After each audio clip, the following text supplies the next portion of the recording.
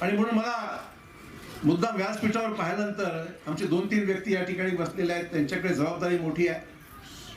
एकीतर पाशा पटेलांचा उल्लेख केला पाहिजे. त्यांच्याकडे बांबू मशीन, राज्याचं बांबू मिशनचे काम त्यांच्याकडे आहे, पाशा पटेल यांच्याकडे. मग राज्यामध्ये बांबू किती लागवड झाली पाहिजे, बांबूचा उपयोग काय, बांबूचं फर्निचर कसं केलं पाहिजे, देवेंद्र फडणवीस साहेबांनी आणि गडकरी साहेबांनी त्यांना एक विशिष्ट काम सोपवलं आहे की राज्यामध्ये बांबू लावा, बांबू उगवा, बांबूचं काम करा आणि गरज पडेल त्या ठिकाणी बांबू लावा. म्हणजे बांबू लावा म्हणजे काही वेळ सांगत नाही. आधीमधून ते बांबू लावत असतात, राजकीय बांबू, परंतु जास्त काम बांबू लागवडीवर आहे, बांबूचं फर्निचर करण्यामध्ये आहे.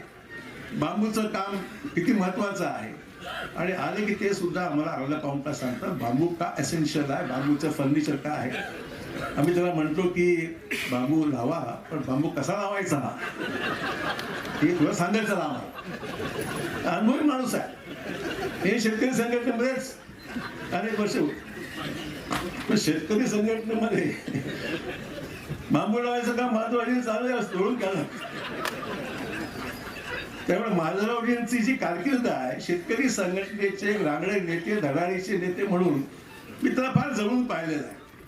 आणि मगाशी त्यांचा पर्सनॅलिटीचा उल्लेख मी यासाठी केला की मंत्रालयामध्ये गेल्यानंतर लोकांना वाटतं हेच मंत्री आले म्हणून त्याला सगळं शिपाई बाजूला सोडून माधवरावजी मंत्रालयामध्ये वॉचमॅन, पोलीसवाले कोणी सुरत मारल्याशिवाय माधवरावजीमध्ये अशी पर्सनॅलिटी फार क्वचितच लोकांना आपल्याला अनुभवायला मिळते. दुसरी पर्सनॅलिटी जी होती बाबासाहेब गोरठेकरांची, तशीच पर्सनॅलिटी होती. त्यांच्याबरोबर आमचे बाबासाहेबांच्या शेवटी वयामध्ये त्यांना चालायला त्रास व्हायला लागला.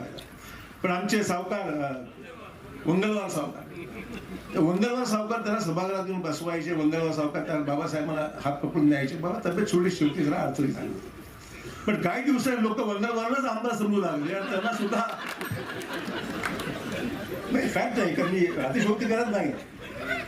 पण काही मंडळींचे व्यक्तिमत्व असतं, पण व्यक्तिमत्वाबरोबर कर्तृत्वही माधवरावजींचं, बाबासाहेबांचं होतं की मला मुद्दाम या ठिकाणी नमूद केलं पाहिजे की त्यांच्या कर्तृत्वामुळे, त्यांच्या व्यक्तिमत्वामुळे आणि त्यांची जी आवक आहे काम समजून घ्यायची, काम करायची इच्छाशक्ती जी आहे, फार मोठं काम माधवरावजींनी उभं केलं आहे.